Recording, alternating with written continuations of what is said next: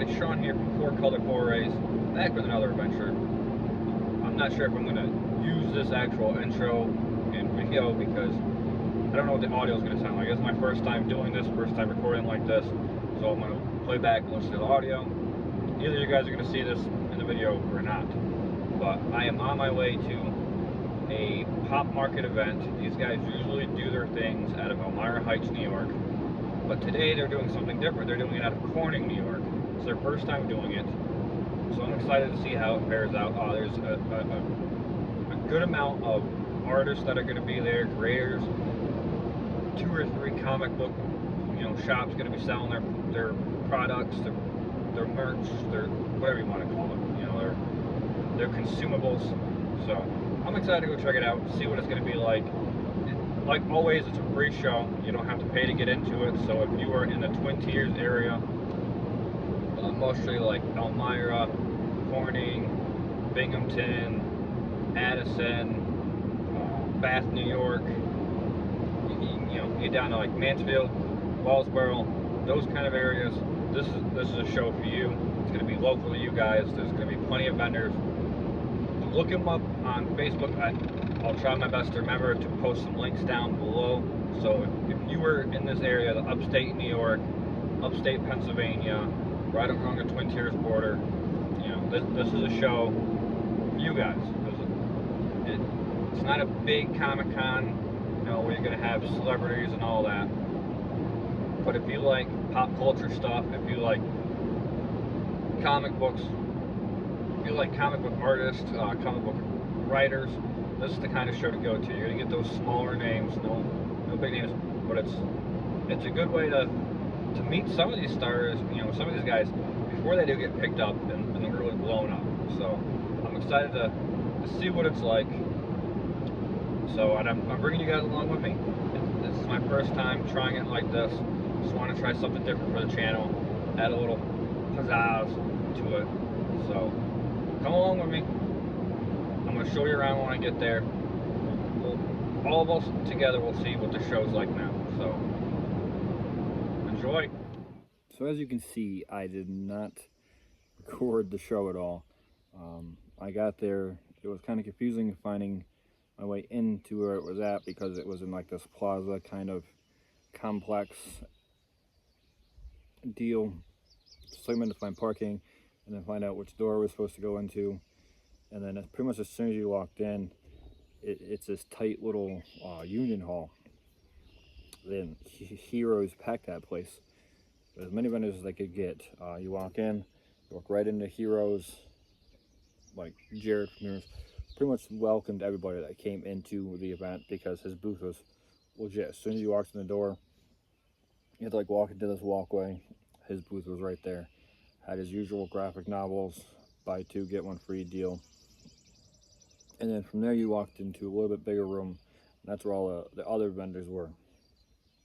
Unfortunately, one of the comic vendors, Fat Cat Comics, could not attend it. I don't know exactly what, but unfortunately they're not able to make it. Pop's Culture Shop was there. They had 2 long boxes of CGC graded comics.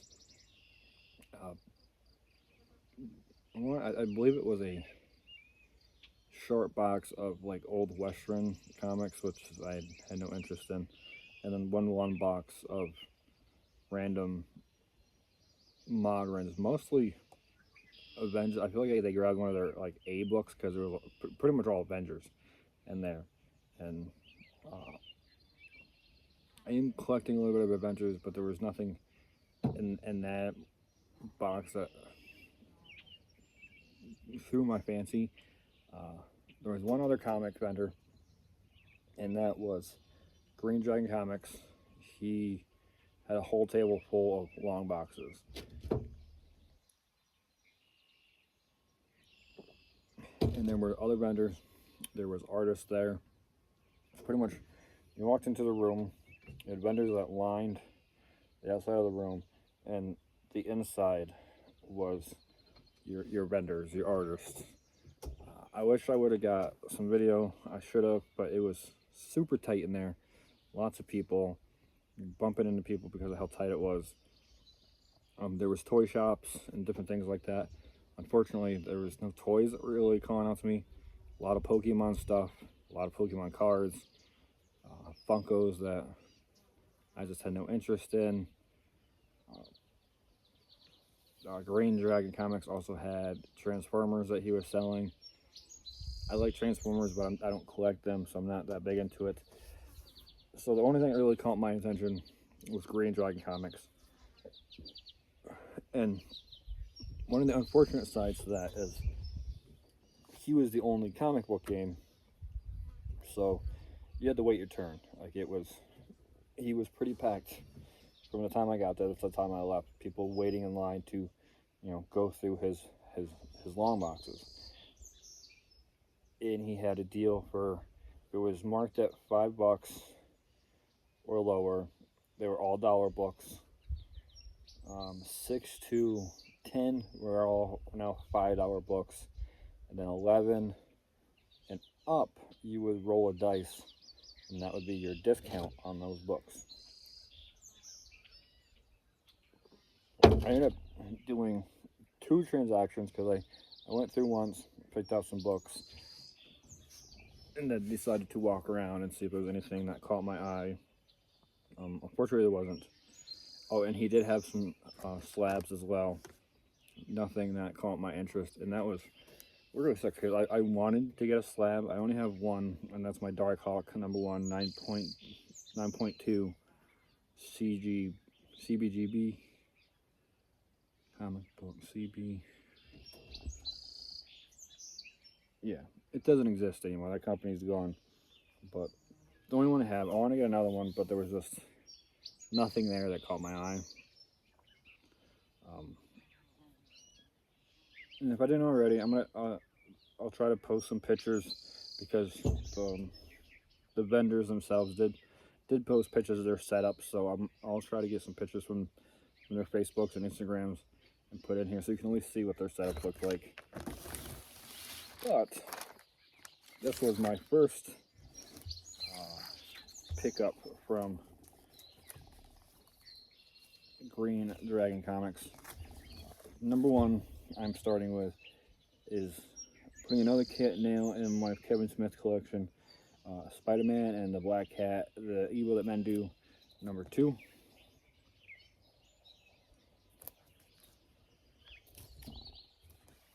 This is a variant that I collect anything Joker, especially comic covers.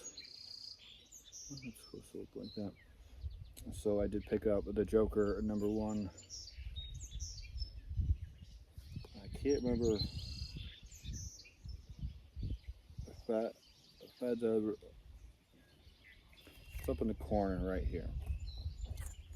That is who did this awesome cover right here.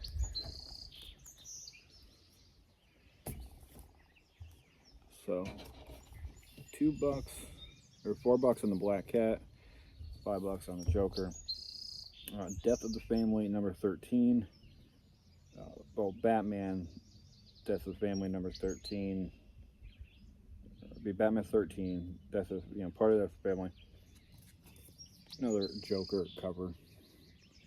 Like I said, anything Joker. And then Batman 15 from the Death of the Family run. Very iconic cover right there. So Capullo. I do dig that cover. Really do dig that. Then another one to my Darkhawk collection. Darkhawk number 18 of the Parastrike Force Final. I'm really getting pretty far in my collection, so that's cool. And then last but not least from this first one, as soon as I saw this, I knew I had to get it because you don't ever see these out in the wild. Like, it's very few and far between. So anytime I come across these books, I will pick them up. And this is Flaming Carrot Comics Annual #1. Yeah, I love the weirdness of Flaming Carrots. I love the Mystery Men. So it doesn't even look like it's been like, if you won't be able to see it that well, there is nothing on that spine. I don't think this book has ever been opened. Like, I really don't. I don't think anybody has ever looked at this book. $10 price tag on there. Did not pay $10 for this whole stack right here.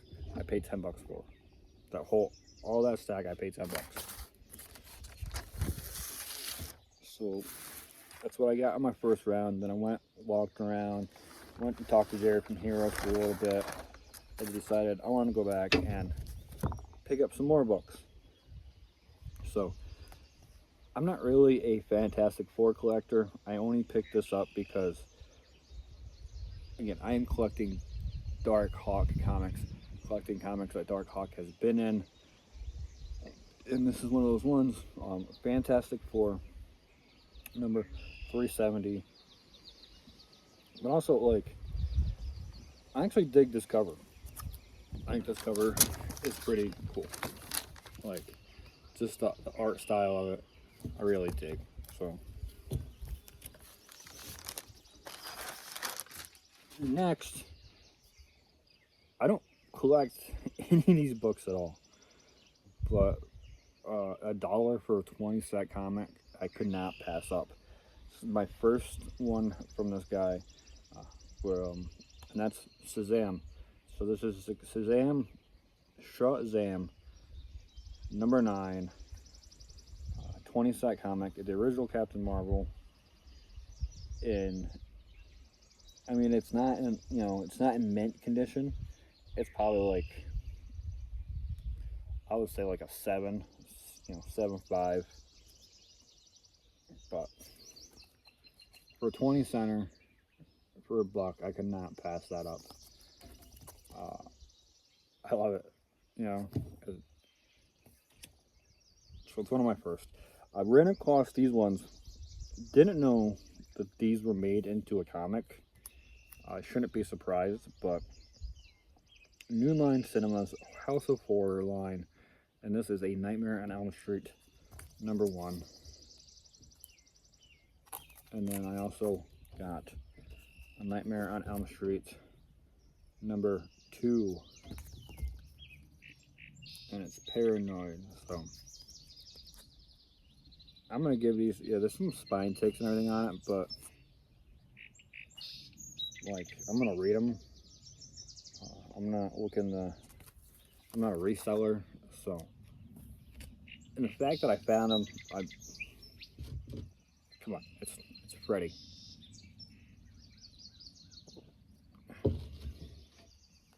And then these last comics all go together. This first one is a second printing, which I'm fine with. I actually prefer this cover over the original one. This is from Vault Comics, and this is their I Walk with Monsters miniseries from their, I believe it's Nightfall, is what they call their horror line. So, Monsters Walk Beside Us, and this is an homage to X-Men, Uncanny X-Men.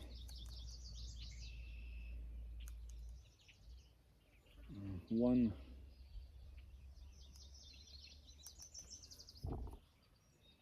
163, I want to say. I'm gonna get butchered for that. I know. It's Kitty Pryde's first appearance as Sprite is the homage that this is paying, and I know I'm gonna get murdered for that. Yeah, Nightfall right there. I Walk with Monsters #2.